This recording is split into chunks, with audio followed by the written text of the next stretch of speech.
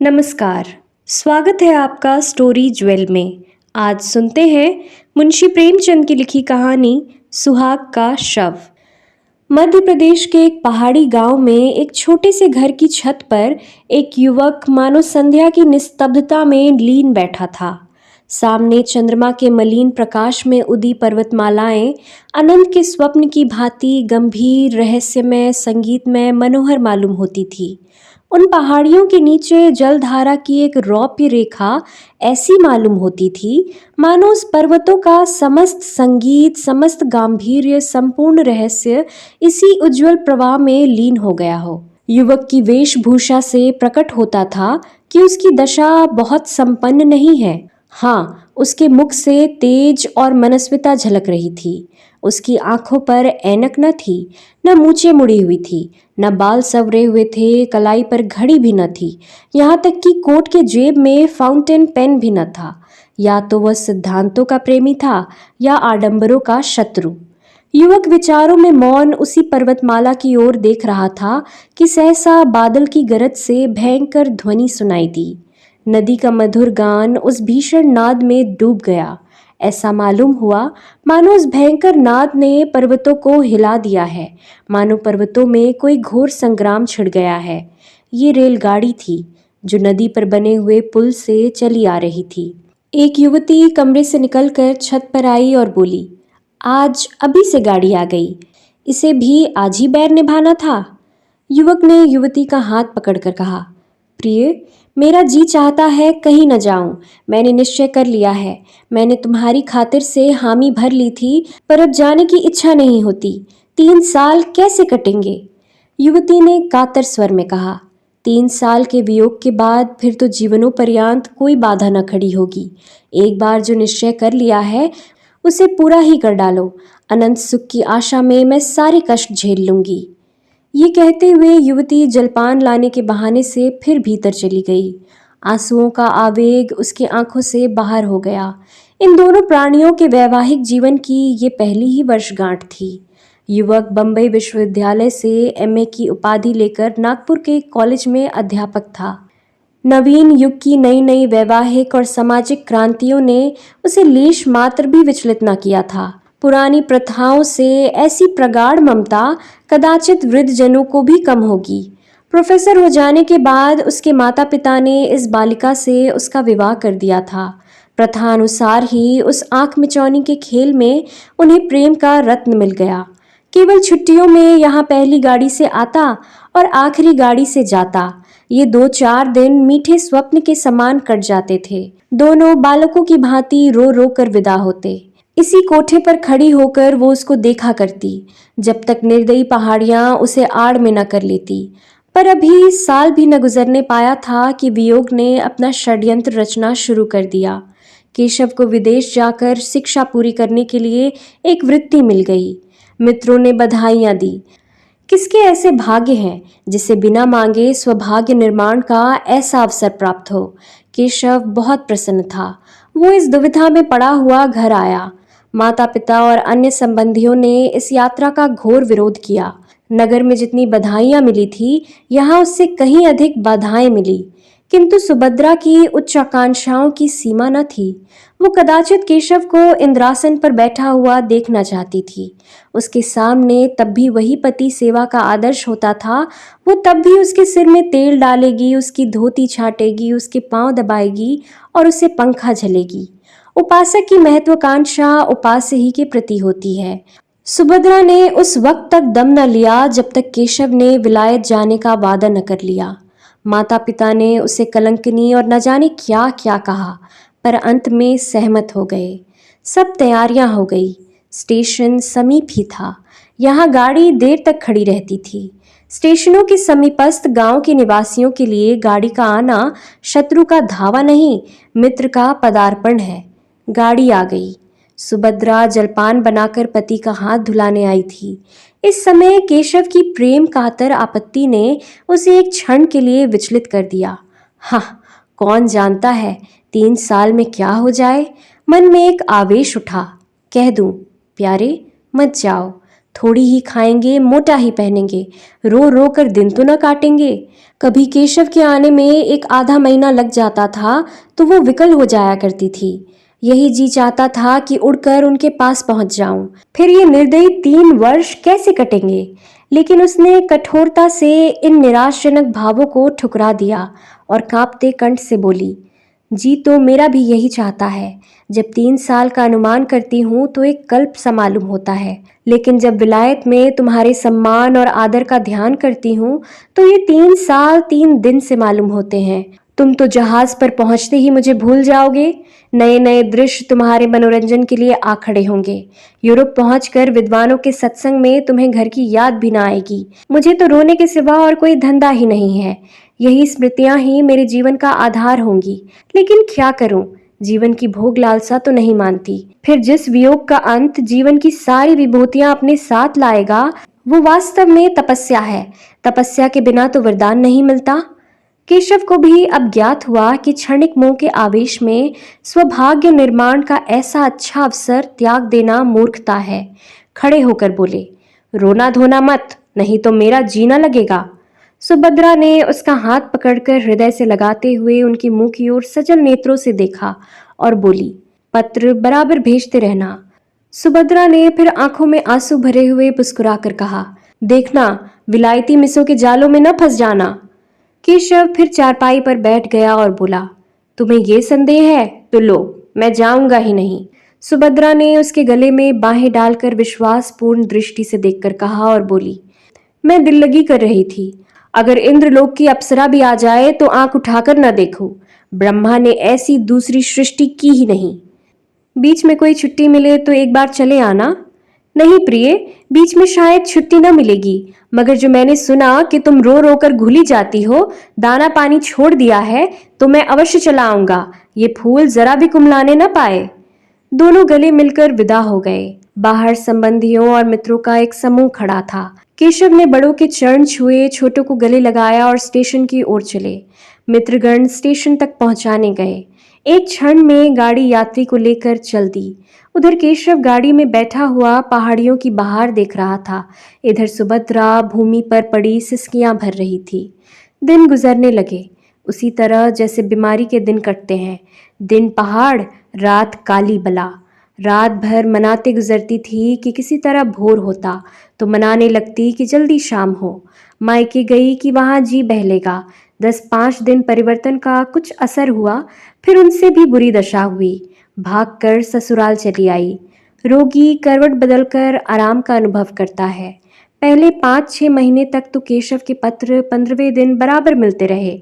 उसमें वियोग के दुख कम, नए नए दृश्यों का वर्णन अधिक होता था, पर सुभद्रा संतुष्ट थी। पत्र लिखती तो विरह व्यथा के सिवा कुछ सूझता ही न था। कभी कभी जब जी बेचैन हो जाता तो पछताती कि व्यर्थ जाने दिया, कहीं एक दिन मर जाऊं तो उनके दर्शन भी न हो। लेकिन छठे महीने से पत्रों में भी विलंब होने लगा। कई महीने तक तो महीने में एक पत्र आता रहा, फिर वो भी बंद हो गया। सुभद्रा के 4-6 पत्र पहुंच जाते तो एक पत्र आ जाता, वो भी बेदिली से लिखा हुआ, काम की अधिकता और समय के अभाव के रोने से भरा हुआ। एक वाक्य भी ऐसा नहीं जिससे हृदय को शांति हो, जो टपकते हुए दिल पर मरहम रखे। हा, आदि से अंत तक प्रिय शब्द का नाम नहीं। सुभद्रा अधीर हो उठी। उसने यूरोप यात्रा का निश्चय कर लिया। वो सारे कष्ट सह लेगी, सिर पर जो कुछ पड़ेगा सह लेगी। केशव को आंखों से देखती रहेगी। वो इस बात को उनसे गुप्त रखेगी, उनकी कठिनाइयों को और न बढ़ाएगी, उनसे बोलेगी भी नहीं, केवल उन्हें कभी कभी आंख भर देख लेगी। यही उसकी शांति के लिए काफी होगा। उसे क्या मालूम था कि उसका केशव उसका नहीं रहा, वो अब एक दूसरी ही कामिनी के प्रेम का भिखारी है। सुभद्रा कई दिनों तक इस प्रस्ताव को मन में रखे हुए सेती रही। उसे किसी प्रकार की शंका न होती थी। समाचार पत्रों के पढ़ते रहने से उसे समुद्री यात्रा का हाल मालूम होता रहता था। एक दिन उसने अपने सास ससुर के सामने अपना निश्चय प्रकट किया। उन लोगों ने बहुत समझाया, रोकने की बहुत चेष्टा की, लेकिन सुभद्रा ने अपना हट न छोड़ा। आखिर जब लोगों ने देखा कि यह किसी तरह नहीं मानती तो राजी हो गए। मैके वाले समझाकर हार गए। कुछ रुपए उसने स्वयं जमा कर रखे थे, कुछ ससुराल में मिले। माँ बाप ने भी मदद की, रास्ते के खर्च की चिंता न रही। इंग्लैंड पहुंचकर वो क्या करेगी, इसका अभी उसने कुछ निश्चय न किया। इतना जानती थी कि परिश्रम करने वाले को रोटियों की कहीं कमी नहीं रहती। विदा होते समय सास और ससुर दोनों स्टेशन तक आए। जब गाड़ी ने सीटी दी तो सुभद्रा ने हाथ जोड़कर कहा, मेरे जाने का समाचार वहां न लिखिएगा, नहीं तो उन्हें चिंता होगी और पढ़ने में उनका जी न लगेगा। ससुर ने आश्वासन दिया। गाड़ी चल दी। लंदन के हिस्से में जहां इस समृद्धि के समय में भी दरिद्रता का राज है, ऊपर के एक छोटे से कमरे में सुभद्रा एक कुर्सी पर बैठी है। उसे यहाँ आए आज 1 महीना हो गया है। यात्रा के पहले उसके मन में जितनी शंकाएं थी, सभी शांत होती जा रही है। बंबई बंदर में जहाज पर जगह पाने का प्रश्न बड़ी आसानी से हल हो गया। वो अकेली औरत न थी जो यूरोप जा रही हो, 5-6 स्त्रियां और भी उस जहाज से जा रही थी। सुभद्रा को न जगह मिलने में कोई कठिनाई हुई, न मार्ग में। यहाँ पहुंचकर और स्त्रियों से संग छूट गया। कोई किसी विद्यालय में चली गई, 2-3 अपने पतियों के पास चली गई जो यहाँ पहले आ गए थे। सुभद्रा ने इस मोहल्ले में एक कमरा ले लिया। जीविका का प्रश्न भी उसके लिए बहुत कठिन ना रहा। जिन महिलाओं के साथ वो आई थी, उनमें कई उच्च अधिकारियों की पत्नियां थी। कई अच्छे अच्छे अंग्रेज घरानों से उनका परिचय था। सुभद्रा को 2 महिलाओं को भारतीय संगीत और हिंदी भाषा सिखाने का काम मिल गया। शेष समय में वो कई भारतीय महिलाओं के कपड़े सीने का काम कर लेती है। केशव का निवास स्थान यहाँ से निकट है, इसलिए सुभद्रा ने इस मोहल्ले को पसंद किया है। कल केशव उसे दिखाई दिया था। ओह, उन्हें बस से उतरते देखकर उसका चित्त कितना आतुर हो गया था। बस यही मन में आता था कि दौड़कर उनके गले से लिपट जाए और पूछे, क्यों जी, तुम तो यहाँ आते ही बदल गए। याद है तुमने चलते समय क्या क्या वादे किए थे। उसने बड़ी मुश्किल से अपने को रोका था। तब से इस वक्त तक उसमें मानो नशा सा छाया हुआ है। वो उनके इतने समीप है, चाहे रोज उन्हें देख सकती है, उनकी बातें सुन सकती है, हाँ, स्पर्श तक कर सकती है। अब ये उससे भागकर कहाँ जाएंगे। उनके पत्रों की अब उसे क्या चिंता है। संध्या हो गई थी। धुएं में बिजली की लालटेनें रोती आंखों की भांति ज्योतिहीन सी सो रही थी। गली में स्त्री पुरुष सैर करने जा रहे थे। सुभद्रा सोचने लगी, इन लोगों को आमोद से कितना प्रेम है। मानो किसी की चिंता ही नहीं, मानो सभी संपन्न हैं। जब भी ये लोग इतने एकाग्र होकर सब काम कर सकते हैं। जिस समय जो काम करना है जी जान से करते हैं। खेलने की उमंग है तो काम करने की भी उमंग है। और एक हम हैं कि न हंसते हैं न रोते हैं, मौन बने बैठे रहते हैं। स्फूर्ति का कहीं नाम ही नहीं। काम तो सारे दिन करते हैं, भोजन करने की फुर्सत भी नहीं मिलती। मालूम होता है जाति प्राण शून्य हो गई है। सहसा उसने केशव को जाते देखा। हाँ, केशव ही था। कुर्सी से उठकर बरामदे में चली आई। प्रबल इच्छा हुई कि जाकर उनके गले से लिपट जाए। उसने अगर अपराध किया है तो उन्हीं के कारण तो। यदि वो बराबर पत्र लिखते तो वो आती ही क्यों। लेकिन केशव के साथ वो युवती कौन है। अरे, केशव उसका हाथ पकड़े हुए हैं। दोनों मुस्कुरा मुस्कुरा कर बातें करते चले जाते हैं। ये युवती कौन है। सुभद्रा ने ध्यान से देखा। युवती का रंग सांवला था। वो भारतीय बालिका थी। उसका पहनावा भारतीय था। इससे ज्यादा सुभद्रा को और कुछ न दिखाई दिया। उसने तुरंत जूते पहने द्वार बंद किया और एक क्षण में गली में आ पहुंची। केशव अब दिखाई न देता था, पर वो जिधर गया था उधर ही वो बड़ी तेजी से लपकी चली जाती थी। ये युवती कौन है। वो उन दोनों की बातें सुनना चाहती थी, उस युवती को देखना चाहती थी। उसके पांव इतनी तेजी से उठ रहे थे मानो दौड़ रही हो, पर इतनी जल्दी दोनों कहाँ अदृश्य हो गए। अब तक उसे उन लोगों के समीप पहुंच जाना चाहिए था। शायद दोनों किसी बस पर जा बैठे। अब वो गली समाप्त करके एक चौड़ी सड़क पर आ पहुंची थी। दोनों तरफ बड़ी बड़ी जगमगाती हुई दुकानें थी, जिनमें संसार की विभूतियां गर्व से फूली उठी थी। कदम कदम पर होटल और रेस्टोरेंट थे। सुभद्रा दोनों नेत्रों से ताकती। पग पग पर भ्रांति के कारण मचलती कितनी दूर निकल गई, कुछ खबर नहीं। फिर उसने सोचा, यूं कहाँ तक चली जाऊंगी। कौन जाने किधर गए। चलकर फिर अपने बरामदे से देखूं। आखिर इधर से गए हैं तो इधर से लौटेंगे भी। ये ख्याल आते ही वो घूम पड़ी और उसी तरह दौड़ती हुई अपने स्थान की ओर चली। जब वहां पहुंची तो 12 बज गए थे और इतनी देर से उसने चलते ही गुजारा। एक क्षण भी उसने कहीं विश्राम नहीं किया। वो ऊपर पहुंची तो गृह स्वामिनी ने कहा, तुम्हारे लिए बड़ी देर से भोजन रखा हुआ है। सुभद्रा ने भोजन अपने कमरे में मंगा लिया और खाने की सुध किसे थी। वो उसी बरामदे में उसी तरफ टकटकी लगाए खड़ी थी जिधर से केशव गया। 1 बज गया, 2 बजा, फिर भी केशव नहीं लौटा। उसने मन में कहा, वो किसी दूसरी मार्ग से चले गए होंगे, मेरा यहाँ खड़ा रहना व्यर्थ है। लेकिन फिर ख्याल आया, कहीं आ न रहे हो। मालूम नहीं उसे कब नींद आ गई। दूसरे दिन प्रातःकाल सुभद्रा अपने काम पर जाने को तैयार हो रही थी कि एक युवती रेशमी साड़ी पहने आकर खड़ी हो गई और मुस्कुराकर बोली, क्षमा कीजिएगा, मैंने बहुत सवेरे आपको कष्ट दिया। आप तो कहीं जाने को तैयार मालूम होती हैं। सुभद्रा ने एक कुर्सी बढ़ाते हुए कहा, हाँ, एक काम से बाहर जा रही थी। मैं आपकी क्या सेवा कर सकती हूँ? ये कहते हुए सुभद्रा ने युवती को सिर से पांव तक उसी आलोचनात्मक दृष्टि से देखा जिससे स्त्रियां ही देख सकती है। सौंदर्य की किसी परिभाषा से भी उसे सुंदरी न कहा जा सकता था। उसका रंग सांवला, मुंह कुछ चौड़ा, नाक कुछ चिपटा, कद भी छोटा और शरीर भी कुछ स्थूल था। आंखों पर ऐनक लगी हुई थी। लेकिन इन सब कारणों के होते हुए भी उसमें कुछ ऐसी बात थी जो आंखों को अपनी ओर खींच लेती थी। उसकी वाणी इतनी मधुर, इतनी संयमित, इतनी विनम्र थी कि जान पड़ता था किसी देवी के वरदान हो। एक एक अंग से प्रतिमा विकीर्ण हो रही थी।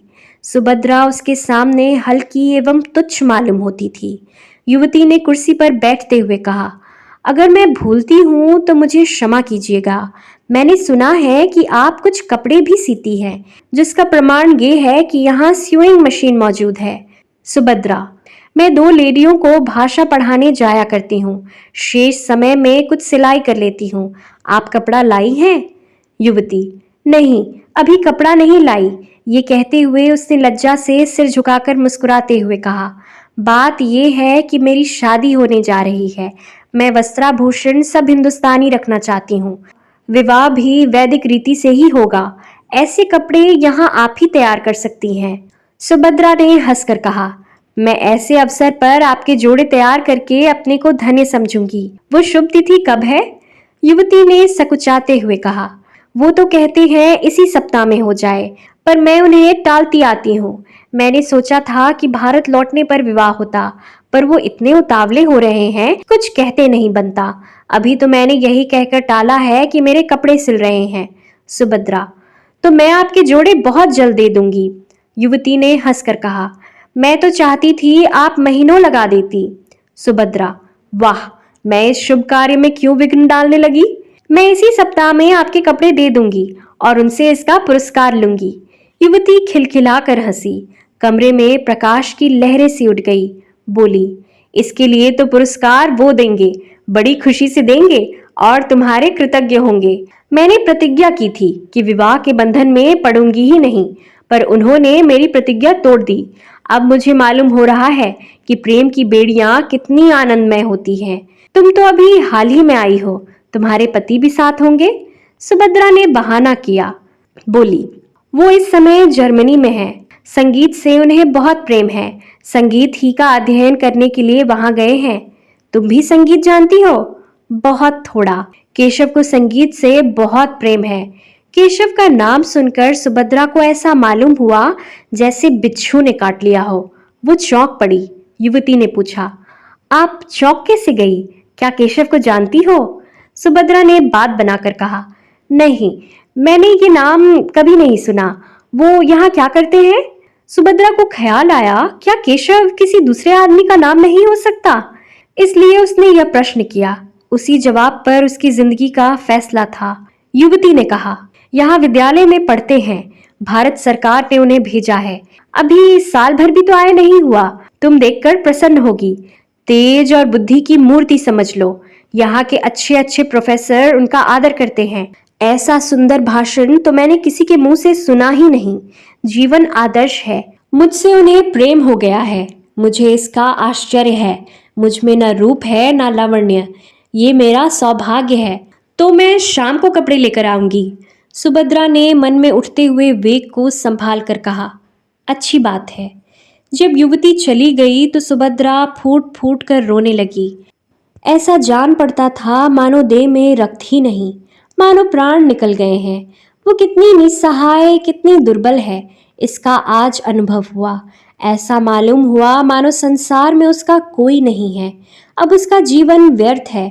उसके लिए अब जीवन में रोने के सिवा और क्या है। उसकी सारी ज्ञानेंद्रियां शिथिल सी हो गई थी, मानो वो किसी ऊंचे वृक्ष से गिर पड़ी हो। हा, ये उसके प्रेम और भक्ति का पुरस्कार है। उसने कितना आग्रह करके केशव को यहाँ भेजा था, इसलिए कि यहाँ आते ही उसका सर्वनाश कर दे। पुरानी बातें याद आने लगी। केशव की वो प्रेमातुर आंखें सामने आ गई। वो सरल सहज मूर्ति आंखों के सामने नाचने लगी। उसका जरा सिर धमकता था तो केशव कितना व्याकुल हो जाता था। एक बार जब उसे फसली बुखार आ गया था तो केशव घबरा कर 15 दिन की छुट्टी लेकर घर आ गया था और उसके सिरहाने बैठा रात भर पंखा झलता रहा था। वही केशव अब इतनी जल्द उससे उब उठा। उसके लिए सुभद्रा ने कौन सी बात उठा रखी। वो तो उसी को अपना प्राणाधार, अपना जीवन धन, अपना सर्वस्व समझती थी। नहीं नहीं, केशव का दोष नहीं, सारा दोष इसी का है। इसी ने अपनी मधुर बातों से उन्हें वशीभूत कर लिया है। इसकी विद्या, बुद्धि और वाक्पटुता ही ने उनके हृदय पर विजय पाई है। हाय, उसने कितनी बार केशव से कहा था कि मुझे भी पढ़ाया करो, लेकिन उन्होंने हमेशा यही जवाब दिया कि तुम जैसी हो मुझे वैसी ही पसंद हो। मैं तुम्हारी स्वाभाविक सरलता को पढ़ा पढ़ा कर मिटाना नहीं चाहता। केशव ने उसके साथ कितना बड़ा अन्याय किया है, लेकिन ये उनका दोष नहीं, ये इसी यौवन मत वाली छोकरी की माया है। सुभद्रा को इस ईर्ष्या और दुख के आवेश में अपने काम पर जाने की सुध ही न रही। वो कमरे में इस तरह टहलने लगी जैसे किसी ने जबरदस्ती उसे बंद कर दिया हो। कभी दोनों मुट्ठियां बंध जाती, कभी दांत पीसने लगती, कभी होंठ काटती। उन्माद की सी दशा हो गई। आंखों में भी एक तीव्र ज्वाला चमक उठी। ज्यों ज्यों केशव के इस निष्ठुर आघात को सोचती, उन कष्टों को याद करती जो उसने उसके लिए झेले थे, उसका चित्त प्रतिकार के लिए विकल होता जाता था। अगर कोई बात हुई होती, आपस में कुछ मनोमालिन्य का लेश भी होता, तो उसे इतना दुख न होता। ये तो उसे ऐसा मालूम होता था कि मानो कोई हंसते हंसते अचानक गले पर चढ़ बैठे। अगर वो उनके योग्य नहीं थी तो उन्होंने उससे विवाह ही क्यों किया था? विवाह करने के बाद भी उसे क्यों न ठुकरा दिया था? क्यों प्रेम का बीज बोया था? और आज जब वो बीज पल्लवों से लहराने लगा, उसकी जड़ें उसके अंतरस्थल के एक एक अणु में प्रविष्ट हो गई, उसका रक्त, उसका सारा उत्सर्ग वृक्ष को सींचने और पालने में प्रवृत्त हो गया, तो आज उसे उखाड़ कर फेंक देना चाहते हैं? क्या हृदय के टुकड़े टुकड़े हुए बिना वृक्ष उखड़ जाएगा? सहसा उसे एक बात याद आ गई। हिंसात्मक संतोष ने उसका उत्तेजित मुखमंडल और भी कठोर हो गया। केशव ने अपने पहले विवाह की बात इस युवती से गुप्त रखी होगी।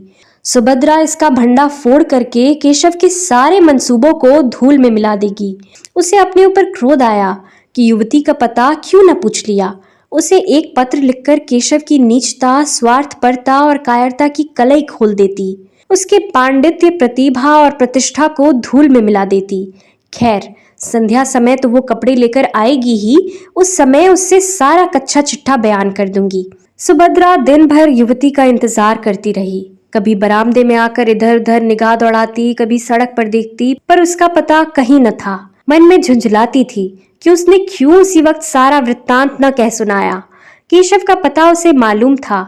उस मकान और गली का नंबर तक याद था जहां से वो उसे पत्र लिखा करती थी। ज्यों ज्यों दिन ढलने लगा और युवती के आने में विलंब होने लगा, उसके मन में एक तरंगी सी उठने लगी कि जाकर केशव को फटकारे, उसका सारा नशा उतार दे।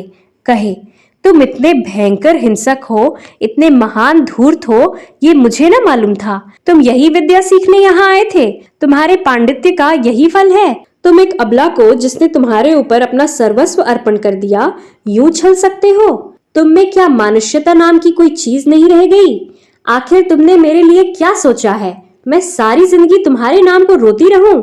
लेकिन अभिमान हर बार उसके पैरों को रोक लेता। नहीं, जिसने उसके साथ ऐसा कपट किया है, उसका इतना अपमान किया है, उसके पास वो न जाएगी। वो उसे देखकर अपने आंसुओं को रोक सकेगी या नहीं, इसमें उसे संदेह था। और केशव के सामने वो रोना नहीं चाहती थी। अगर केशव उससे घृणा करता है तो वो भी केशव से घृणा करेगी। संध्या भी हो गई पर युवती न आई। बत्तियां भी जली पर उसका पता नहीं। एकाएक उसे अपने कमरे के द्वार पर किसी के आने की आहट मालूम हुई। वो कूदकर बाहर निकल आई। युवती कपड़ों का एक पुलिंदा लिए सामने खड़ी थी। सुभद्रा को देखते ही बोली, क्षमा करना, मुझे आने में देर हो गई। बात यह है कि केशव को किसी बड़े जरूरी काम से जर्मनी जाना है। वहां उन्हें 1 महीने से ज्यादा लग जाएगा। वो चाहते हैं कि मैं भी उनके साथ चलूं। मुझसे उन्हें अपनी थीसिस लिखने में बड़ी सहायता मिलेगी। बर्लिन के पुस्तकालयों में छानना पड़ेगा। मैंने भी स्वीकार कर लिया है। केशव की इच्छा है कि जर्मनी जाने से पहले हमारा विवाह हो जाए। कल संध्या समय संस्कार हो जाएगा। अब ये कपड़े मुझे आप जर्मनी से लौटने पर दीजिएगा। विवाह के अवसर पर हम मामूली कपड़े पहन लेंगे। और क्या करती, इसके सिवा कोई उपाय न था। केशव का जर्मनी जाना अनिवार्य है। सुभद्रा ने कपड़ों को मेज पर रखकर कहा, आपको धोखा दिया गया है। युवती ने घबरा कर पूछा, धोखा? कैसा धोखा? मैं बिल्कुल नहीं समझती, तुम्हारा मतलब क्या है? सुभद्रा ने संकोच के आवरण को हटाने की चेष्टा करते हुए कहा, केशव तुम्हें धोखा देकर तुमसे विवाह करना चाहता है। केशव ऐसा आदमी नहीं है जो किसी को धोखा दे। तुम क्या केशव को जानती हो? केशव ने तुमसे अपने विषय में सब कुछ कह दिया है? सब कुछ। मेरा तो यही विचार है कि उन्होंने एक भी बात नहीं छिपाई। तुम्हें मालूम है कि उसका विवाह हो चुका है? युवती की मुख ज्योति कुछ मलिन पड़ गई। उसकी गर्दन लज्जा से झुक गई। अटक अटक कर बोली, हाँ, उन्होंने मुझसे यह बात कही थी। सुभद्रा परास्त हो गई। घृणा सूचक नेत्रों से देखती हुई बोली, ये जानते हुए भी तुम केशव से विवाह करने को तैयार हो? युवती ने अभिमान से देखकर कहा, तुमने केशव को देखा है? नहीं, मैंने उन्हें कभी नहीं देखा। फिर तुम उन्हें कैसे जानती हो? मेरे एक मित्र ने मुझसे ये बात कही है। वो केशव को जानती है। अगर तुम एक बार केशव को देख लेती, एक बार उससे बातें कर लेती, तो ये प्रश्न न करती। एक नहीं, अगर उन्होंने 100 विवाह किए होते तो भी मैं इनकार न करती। उन्हें देखकर मैं अपने को बिल्कुल भूल जाती हूँ। अगर उनसे विवाह न करूं तो फिर मुझे जीवन भर अविवाहित ही रहना पड़ेगा। जिस समय वो मुझसे बातें करने लगते हैं, मुझे ऐसा अनुभव होता है कि मेरी आत्मा पुष्प की भांति खिली जा रही है। मैं उसमें प्रकाश और विकास का प्रत्यक्ष अनुभव करती हूँ। दुनिया चाहे जितना हंसे, चाहे जितनी निंदा करे, मैं केशव को अब नहीं छोड़ सकती। उनका विवाह हो चुका है, ये सत्य है, पर उस स्त्री से उनका मन कभी न मिला।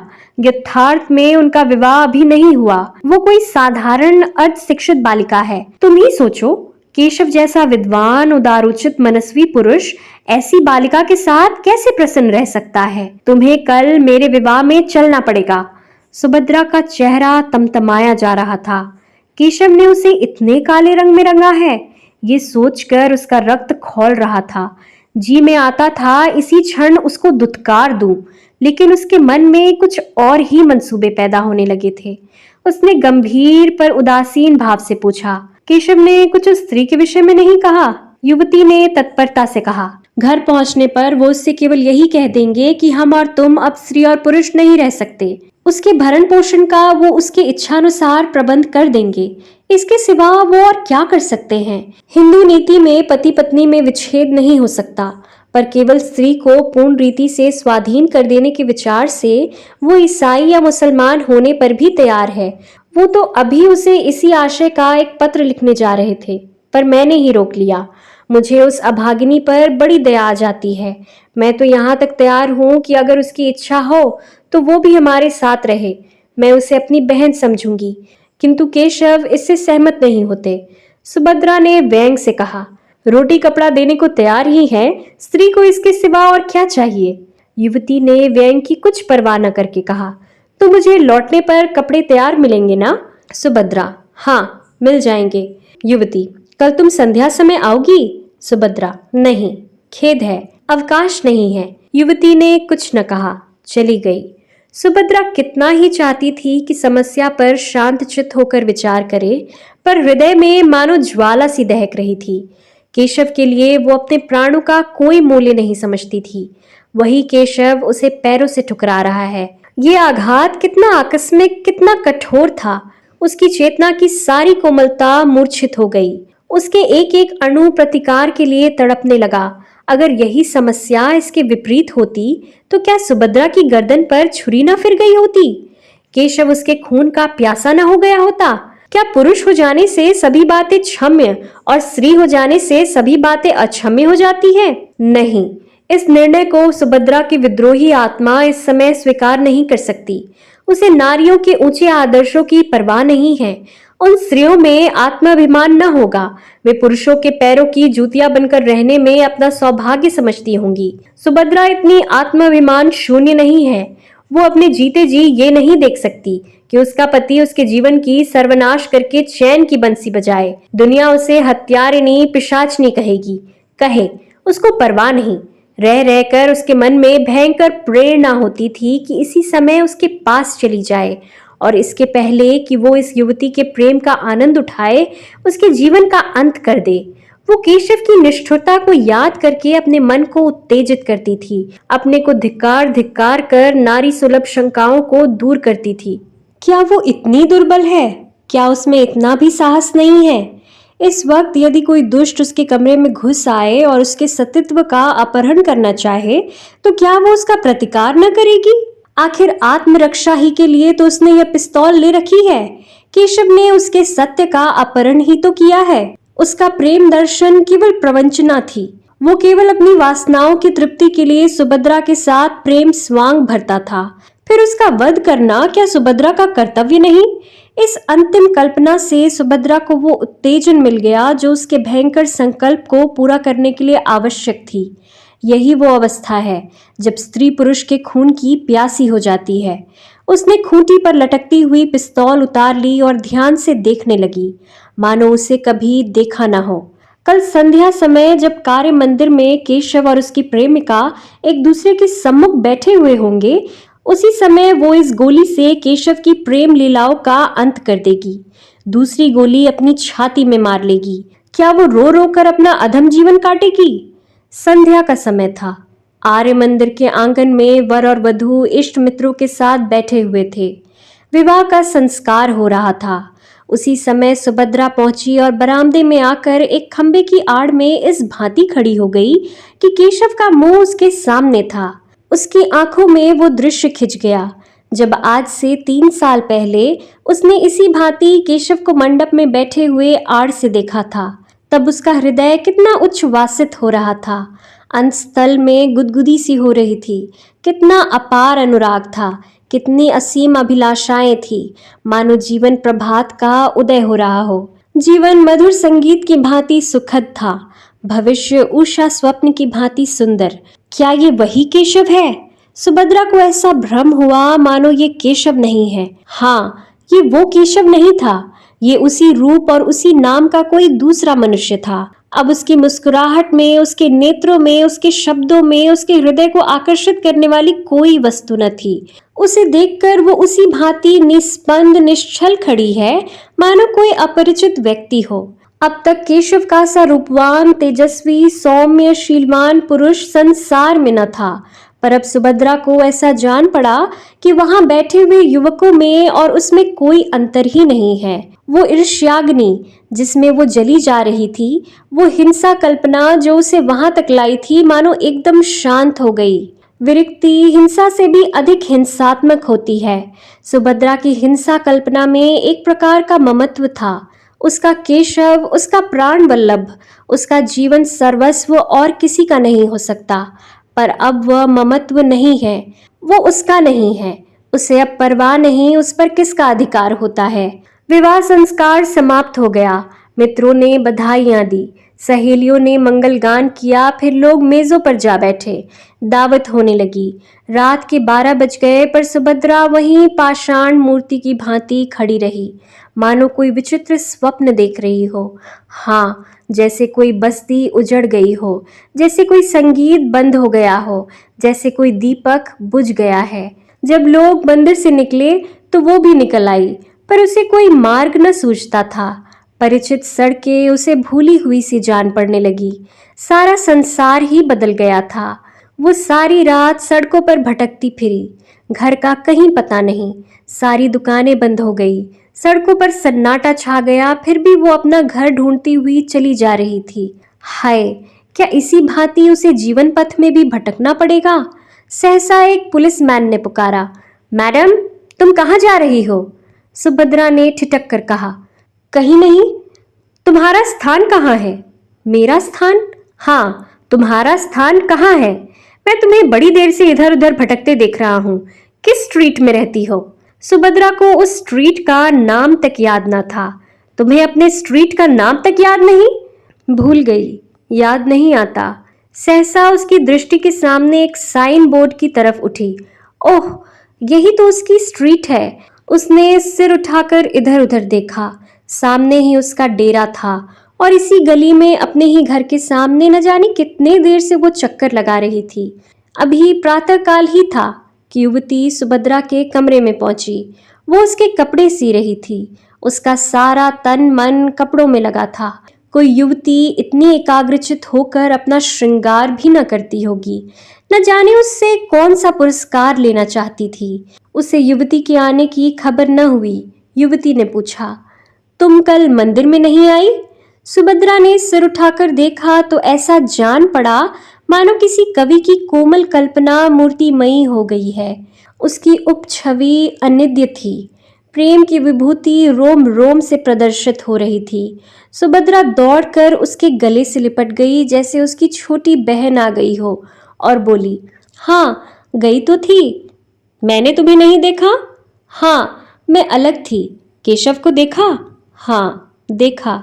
धीरे से क्यों बोली? मैंने कुछ झूठ कहा था? सुभद्रा ने सहृदयता से मुस्कुराकर कहा, मैंने तुम्हारी आंखों से नहीं, अपनी आंखों से देखा।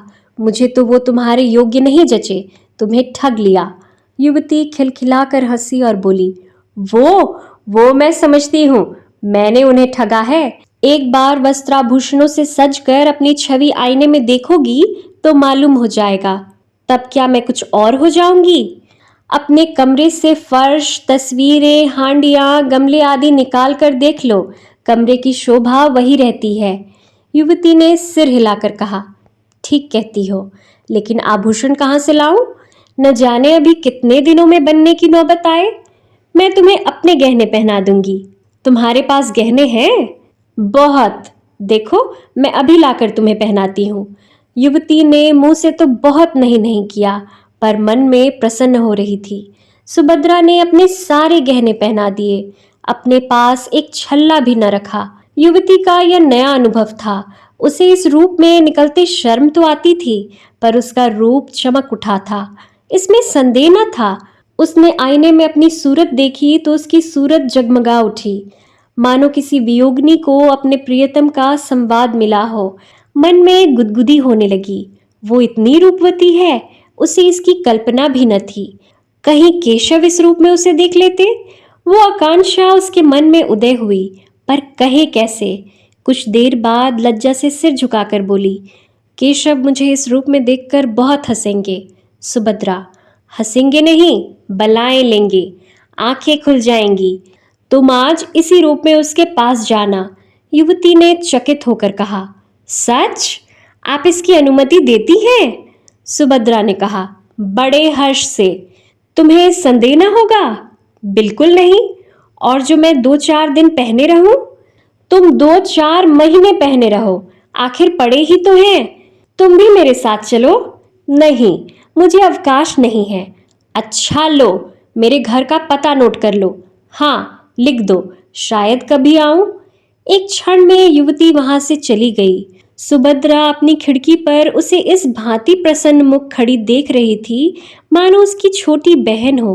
ईर्ष्या या द्वेष का लेश भी उसके मन में न था। मुश्किल से 1 घंटा गुजरा होगा कि युवती लौट कर बोली, सुभद्रा, क्षमा करना, मैं तुम्हारा समय बहुत खराब कर रही हूँ। केशव बाहर खड़े हैं, बुला लूं? एक क्षण, केवल एक क्षण के लिए सुभद्रा कुछ घबरा गई। उसने जल्दी से उठकर मेज पर पड़ी हुई चीजें इधर उधर हटा दी, कपड़े करीने से रख दिए। उसने जल्दी से उलझे हुए बाल संभाल लिए, फिर उदासीन भाव से मुस्कुराकर बोली, उन्हें तुमने क्यों कष्ट दिया? जाओ, बुला लो। 1 मिनट में केशव ने कमरे में कदम रखा और चौंक कर पीछे हट गए, मानो पांव जल गया हो। मुंह से एक चीख निकल गई। सुभद्रा गंभीर, शांत, निश्चल अपनी जगह पर खड़ी रही, फिर हाथ बढ़ाकर बोली, मानो किसी अपरिचित व्यक्ति से बोल रही थी, आइए मिस्टर केशव, मैं आपको ऐसी सुशील, ऐसी सुंदरी, ऐसी विदुषी रमणी पाने पर बधाई देती हूँ। केशव के मुंह पर हवाइयां उड़ रही थी। वो पथ भ्रष्ट सा बना खड़ा था। लज्जा और ग्लानि से उसके चेहरे पर एक रंग आता था, एक रंग जाता था। ये बात एक दिन होने वाली थी अवश्य, पर इस तरह अचानक उसकी सुभद्रा से भेंट होगी, इसका उसे स्वप्न में भी गुमान न था। सुभद्रा से ये बात कैसे कहेगा, इसको उसने खूब सोच लिया था। उसके आक्षेपों का उत्तर सोच लिया था, पत्र के शब्द तक मन में अंकित कर लिए थे। ये सारी तैयारियां धरी रह गई और सुभद्रा से साक्षात हो गया। सुभद्रा उसे देखकर जरा सी भी नहीं चौंकी। उसके मुख पर आश्चर्य, घबराहट या दुख का चिन्ह भी न दिखाई दिया। उसने उसी भांति उससे बात की मानो वो कोई अजनबी हो। यहाँ कब आई, कैसे आई, क्यों आई, कैसे गुजर करती है, ये और इस तरह के असंख्य प्रश्न पूछने के लिए केशव का चित्त चंचल हो उठा। उसने सोचा था सुभद्रा उसे धिक्कारेगी, विष खाने की धमकी देगी, निष्ठुर, निर्दय और न जाने क्या क्या कहेगी। इन सब आपदाओं के लिए वो तैयार था, पर इस आकस्मिक मिलन, इस गर्वयुक्त उपेक्षा के लिए वो तैयार न था। वो प्रेम व्रत धारिणी सुभद्रा इतनी कठोर, इतनी हृदय शून्य हो गई है। अवश्य ही ये सारी बातें पहले ही मालूम हो चुकी है। सबसे तीव्र आघात यह था कि इसने अपने सारे आभूषण इतनी उदारता से दे डाले और कौन जाने वापस भी न लेना चाहती हो। वो परास्त और अप्रतिम होकर एक कुर्सी पर बैठ गया। उत्तर में एक शब्द भी उसके मुख से न निकला। युवती ने कृतज्ञता का भाव प्रकट करके कहा, इनके पति इस समय जर्मनी में हैं। केशव ने आंखें फाड़ कर देखा पर कुछ न बोल सका। युवती ने फिर कहा, बेचारी संगीत का पाठ पढ़ाकर और कुछ कपड़े सीकर अपना निर्वाह करती है। वो महाशय यहाँ आते तो उन्हें उनके सौभाग्य पर बधाई देती। केशव इस पर भी कुछ न बोल सका, पर सुभद्रा ने मुस्कुरा कर कहा, वो मुझसे रूठे हुए हैं, बधाई पाकर और भी झल्लाते। युवती ने आश्चर्य से कहा, तुम उन्हीं के प्रेम में यहाँ आई, अपना घर बार छोड़ा, यहाँ मेहनत मजदूरी करके निर्वाह कर रही हो, फिर भी वो तुमसे रूठे हुए हैं? आश्चर्य। सुभद्रा ने उसी भांति प्रसन्न मुख से कहा, पुरुष प्रकृति ही आश्चर्य का विषय है, चाहे मिस्टर केशव इसे स्वीकार न करे। युवती ने फिर केशव की ओर प्रेरणापूर्ण दृष्टि से देखा, लेकिन केशव उसी भांति अप्रतिम बैठा रहा। उसके हृदय पर यह नया आघात था। युवती ने उसे चुप देखकर उसकी तरफ से सफाई दी। केशव स्त्री और पुरुष दोनों को ही समान अधिकार देना चाहते हैं। केशव डूब रहा था। तिनके का सहारा पाकर उसकी हिम्मत बंध गई। बोला, विवाह एक प्रकार का समझौता है, दोनों पक्षों को अधिकार है, जब चाहे उसे तोड़ दें। युवती ने हामी भरी। सभ्य समाज में यह आंदोलन बड़े जोरों पर है। सुभद्रा ने शंका की, किसी समझौते को तोड़ने के लिए कारण भी तो होना चाहिए। केशव ने भावों की लाठी का सहारा लेकर कहा, जब इसका अनुभव हो जाए कि हम इस बंधन से मुक्त होकर अधिक सुखी हो सकते हैं, तो यही कारण काफी है। स्त्री को यदि मालूम हो जाए कि वो दूसरे पुरुष के साथ। सुभद्रा ने बात काट कर कहा, क्षमा कीजिए मिस्टर केशव, मुझ में इतनी बुद्धि नहीं कि इस विषय पर आपसे बहस कर सकूं। आदर्श समझौता वही है जो जीवन पर्यंत रहे। मैं भारत की नहीं कहती, वहां तो स्त्री पुरुष की लौंडी है। मैं इंग्लैंड की कहती हूँ। यहाँ भी कितनी ही औरतों से मेरी बातचीत हुई है, वे तलाकों की बढ़ती हुई संख्या को देखकर खुश नहीं होती। विवाह का सबसे ऊंचा आदर्श उसकी पवित्रता और स्थिरता है। पुरुषों ने सदैव इस आदर्श को तोड़ा है, स्त्रियों ने निभाया है। अब पुरुषों का अन्याय स्त्रियों को किस ओर ले जाएगा नहीं कह सकती। इस गंभीर और संयत कथन ने विवाद का अंत कर दिया। सुभद्रा ने चाय मंगवाई। तीनों आदमियों ने पी। केशव पूछना चाहता था, अभी आप यहाँ कितने दिनों रहेंगी? लेकिन न पूछ सका। वो यहाँ 15 मिनट और रहा, लेकिन विचारों में डूबा हुआ। चलते समय उससे न रहा गया, पूछ ही बैठा, अभी आप यहाँ कितने दिन और रहेंगी? सुभद्रा ने जमीन की ओर ताकते हुए कहा, कह नहीं सकती। कोई ज़रूरत हो तो मुझे याद कीजिए। इस आश्वासन के लिए आपको धन्यवाद। केशव सारे दिन बेचैन रहा। सुभद्रा उसकी आंखों में फिरती रही। सुभद्रा की बातें उसकी कानों में गूंजती रही। अब उसे इसमें कोई संदेह न था कि उसी के प्रेम में सुभद्रा यहाँ आई थी। सारी परिस्थिति उसके समझ में आ गई थी। उस भीषण त्याग का अनुमान करके उसके रोए खड़े हो गए। यहाँ सुभद्रा ने क्या क्या कष्ट झेले होंगे, कैसी कैसी यातनाएं सही होंगी, सब उसी के कारण। वो उस पर भार न बनना चाहती थी, इसलिए तो उसने अपने आने की सूचना तक उसे न दी। अगर उसे पहले मालूम होता कि सुभद्रा यहाँ आ गई है तो कदाचित उसे उस युवती की ओर इतना आकर्षण ही न होता। चौकीदार के सामने चोर को घर में घुसने का साहस नहीं होता। सुभद्रा को देखकर उसकी कर्तव्य चेतना जागृत हो गई।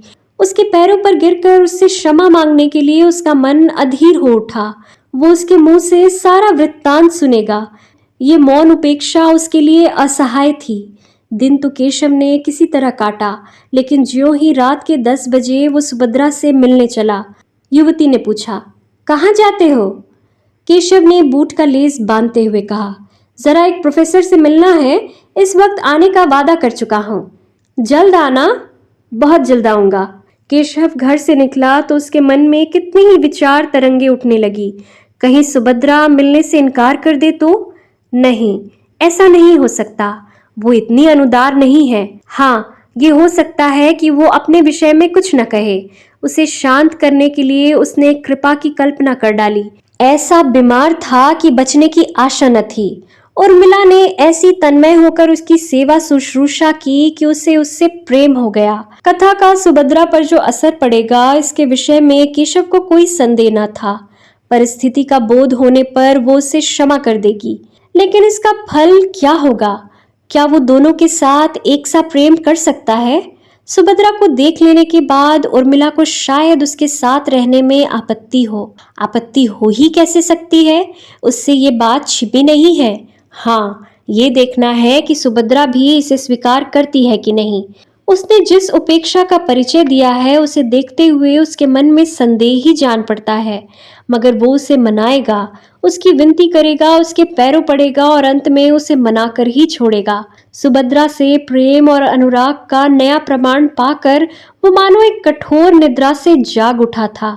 उसे अब अनुभव हो रहा था कि सुभद्रा के लिए उसके हृदय में जो स्थान था वो खाली पड़ा हुआ है। उर्मिला उस स्थान पर अपना आधिपत्य नहीं जमा सकती। अब उसे ज्ञात हुआ कि उर्मिला के प्रति उसका प्रेम केवल तृष्णा थी, जो स्वाद युक्त पदार्थों को देखकर ही उत्पन्न होती है। वो सच्ची शुद्धा न थी। अब फिर उसे सरल सामान्य भोजन की इच्छा हो रही थी। विलासिनी उर्मिला कभी इतना त्याग कर सकती है, इसमें उसे संदेह था। सुभद्रा के घर के निकट पहुंचकर केशव का मन कुछ कातर होने लगा, लेकिन उसने जी कड़ा करके जीने पर कदम रखा और क्षण में सुभद्रा के द्वार पर पहुंचा। लेकिन कमरे का द्वार बंद था, अंदर भी प्रकाश न था। अवश्य ही वो कहीं गई होगी, आती ही होगी। तब तक उसने बरामदे में टहलने का निश्चय किया। सहसा मालकिन आती हुई दिखाई दी। केशव ने बढ़कर पूछा, आप बता सकती हैं ये महिला कहाँ गई है? मालकिन ने उसे सिर से पांव तक देखकर कहा, वो तो आज यहाँ से चली गई। केशव ने हकबका कर पूछा, चली गई? कहाँ चली गई? ये तो मुझसे नहीं बताया। कब गई? वो तो दोपहर को ही चली गई। अपना असबाब लेकर गई? असबाब किसके लिए छोड़ जाती? हाँ, एक छोटा सा पैकेट अपनी एक सहेली के लिए छोड़ गई है। उस पर मिसेस केशव लिखा हुआ है। मुझसे कहा था कि यदि वो आ जाए तो उन्हें दे देना, नहीं तो डाक से भेज देना। केशव को अपना हृदय इस तरह बैठता हुआ मालूम हुआ जैसे सूर्य का अस्त होना।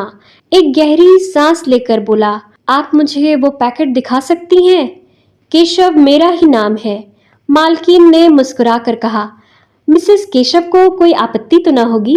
तो फिर मैं उन्हें बुला लाऊं? हाँ, उचित तो यही है। बहुत दूर जाना पड़ेगा। केशव कुछ ठिठकता हुआ जीने की ओर चला तो मालकिन ने फिर कहा, मैं समझती हूँ आप इसलिए ही आए हैं, व्यर्थ आपको क्यों दौड़ाऊं, मगर कल मेरे पास एक रसीद भेज दीजिएगा, शायद उसकी ज़रूरत पड़े। ये कहते हुए उसने एक छोटा सा पैकेट लाकर केशव को दे दिया। केशव पैकेट लेकर इस तरह भागा मानो कोई चोर भाग रहा हो। इस पैकेट में क्या है ये जानने के लिए उसका हृदय व्याकुल हो रहा था। उसे इतना विलंब असहाय था कि उसे अपने स्थान पर जाकर खोले। समीप ही एक पार्क था। वहां जाकर उसने बिजली के प्रकाश में उस पैकेट को खोल डाला। उस समय उसके हाथ कांप रहे थे और हृदय इतने वेग से धड़क रहा था मानो किसी बंधु की बीमारी की समाचार के बाद मिला हो। पैकेट का खुलना था कि केशव की आंखों से आंसुओं की झड़ी लग गई। उसमें एक पीले रंग की साड़ी थी, एक छोटी सी सिंदूर की डिबिया और केशव का फोटो। चित्र के साथ ही एक लिफाफा भी था। केशव ने उसे खोलकर पढ़ा। उसमें लिखा था, बहन मैं जाती हूँ, ये मेरी सुहाग का शव है, इसे टेम्स नदी में विसर्जित कर देना। तुम्ही लोगों के हाथों यह संस्कार हो जाए तो अच्छा। तुम्हारी सुभद्रा। केशव मरमाहत सा पत्र हाथों में लिए वही घास पर लेट गया और फूट फूट कर रोने लगा।